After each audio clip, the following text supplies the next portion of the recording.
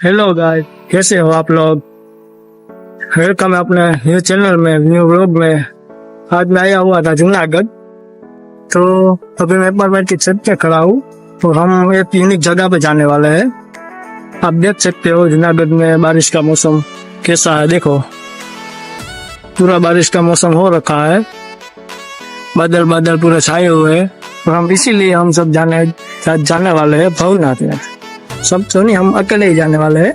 हम आज जाएंगे भवनाथ और वहाँ का नज़ारा दिखाएंगे आपको, सब कुछ दिखाएंगे। बाद में कहना कैसा लगा, अच्छा लगा।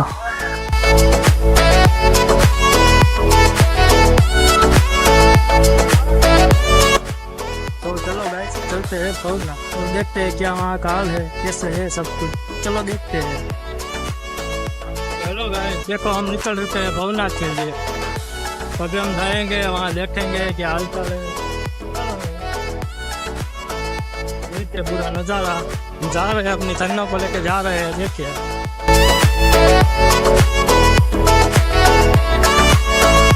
तो गाइस, खाली તમે ગિરનારનો વ્યૂ જો કઈ રીતનો છે, શું છે જો।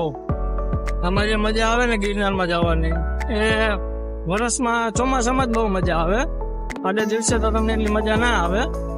ચોમાસું હોય ને તો તમને ફૂલ મજા આવે।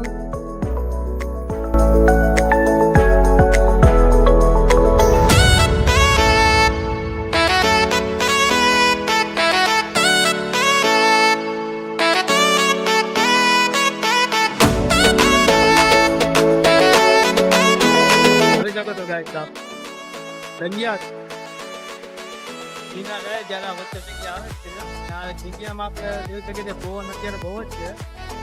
તો તમને વ્યૂ બતાવું, જોઈ જા વ્યૂ।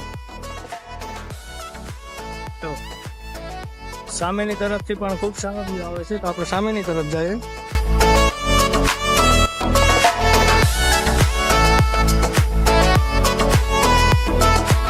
કેવું સરસ છે। પવન હિસાબે થોડોક અવાજમાં ક્લિયરિટીમાં થોડોક ફેર પડે છે, બહુ તમને વાંધો નહીં આવવા દઉં। ચાલો આપણે આગળ જઈએ હવે।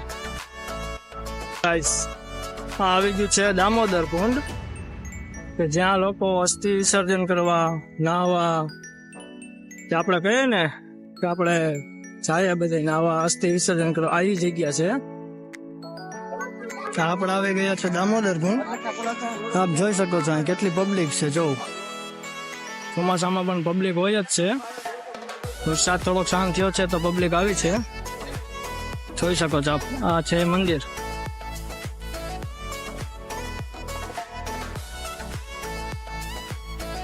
તો ગાઈસ, આપ લોગ જોઈ રહ્યા છો પાછળ કેટલી પબ્લિક છે, ફોટો પાડે છે, વિડીયો બનાવે છે।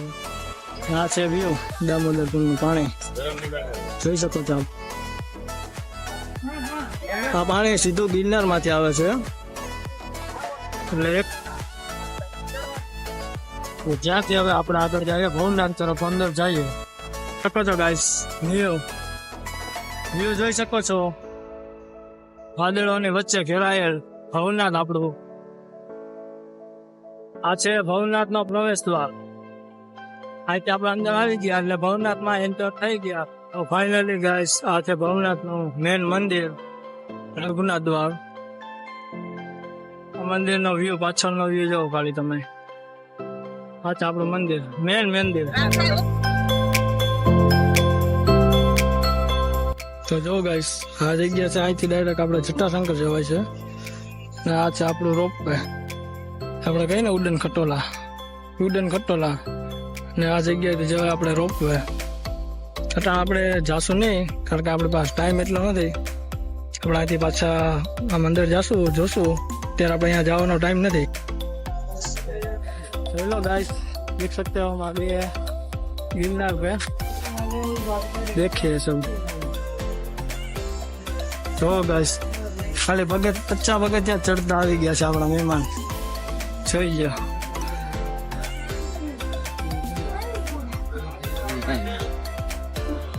નકરા આપણા મહેમાન સ્વાગત કરવાનું। જોઈએ કેટલા લોકો ફોટોશૂટ કરે છે। ગાઈસ, તમે જોઈ શકો છો આપણે હજી ગિરનારના 50 પગથિયા ચડ્યા છીએ। ત્યાં પાછળ જોઈ શકો છો આપ મારી પાછળ વાંદરા કેટલા આવી પડ્યા છે, જોઈ શકો છો। આનું ધ્યાન પણ રાખવું પડે. જોઈએ આ મોબાઈલ પણ જટીને ભાગી જાય. તો આ બધા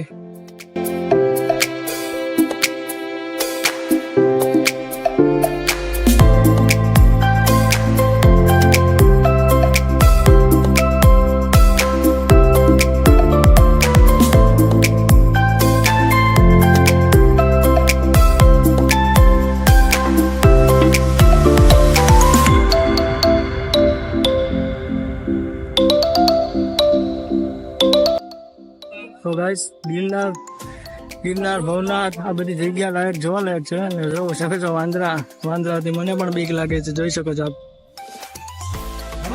વાંદરા બહુ વાયડા હોય છે. ક્યારે હું કરે ખબર ના હોય. જોઈ શકો છો ફરતી કરો વાંદરા જોઈ શકો છો. આ મોબાઈલમાં જતીને લઈ જાય. જોયું ફરતી કરો વાંદરા છે. હવે આપણે પાછા અહીંથી વધી જશું.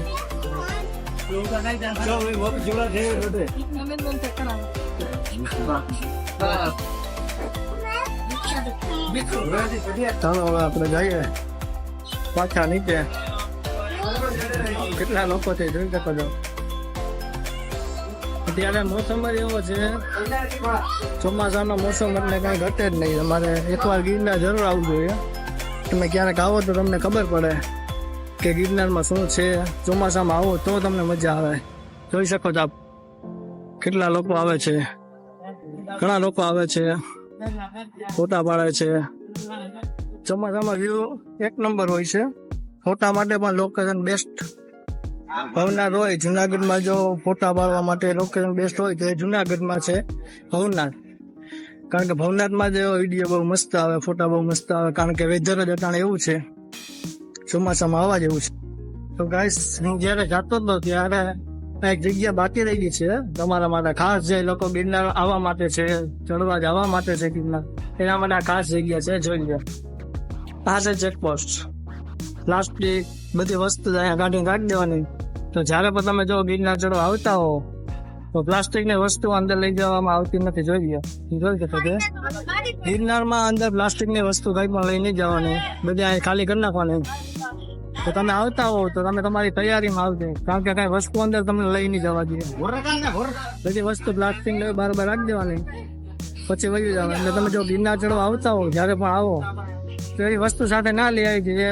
પછી તમને આગળ જતા એક જોઈએ અથવા હાટી ગયા તમારે આગળ જતા તકલીફ થાય. તો જયારે પણ આવો ત્યારે તમારે બધી વસ્તુ બધી કમ્પ્લીટ કરીને આવો એટલે તમારે કઈ તકલીફ. તો ગાઈસ હવે આપણે વરસાદ ચાલુ થઈ ગયો છે. મોસમ બહુ વરસાદનો છે એટલે જો વરસાદ ચાલુ થઈ ગયો છે તો આપણે પાછા ઘરે વહી જશું. કારણ કે વરસાદમાં જો બદલી ગયા તો પૂરું. તો ગાઈસ આપ જોઈ શકો છો કે વરસાદ ધીમો ચાલુ થઈ ગયો છે. અને આપણે ધીમે પાછા ઘર તરફ જઈએ છીએ. તો ગાઈસ હવે આપણે આવી ગયા હતા અહીંયા પાન ખાવા. તો ભાઈ જો આપણા માટે પાન બનાવે. જો ભાઈ કેટલી સ્પીડમાં પાન બનાવે છે. કારણ કે આપણે પાન ખાઈને પછી આગળ જઈએ. આપણે ઘર તરફ નીકળીએ, પાન ખાઈ લઈએ એકવાર. ચાલો તો આગળ આપણે જોઈએ જવામાં.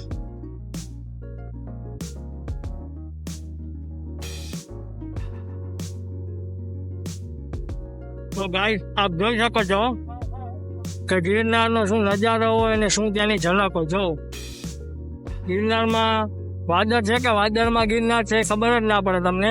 એ રીતનો દ્રશ્ય ત્યાં જોવા લાયક હોય. જોઈ શકો છો જોઈ લો ગિરનાર છે ના ગિરનારનું કામ ખાલી જોઈ લો.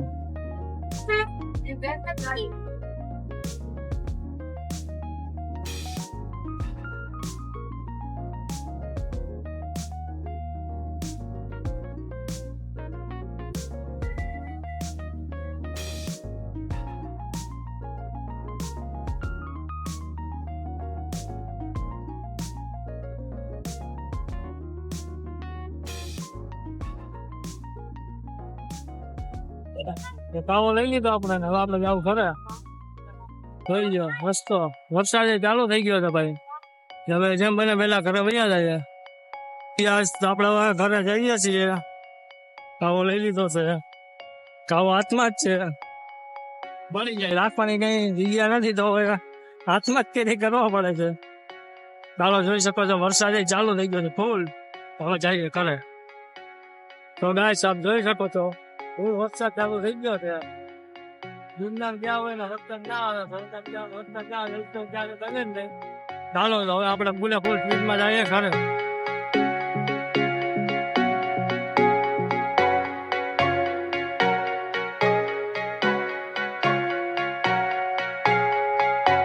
सो है गाइस, हम जैसे हवला से इधर आए हैं सभी बारिश बहुत शुरू हो गई है.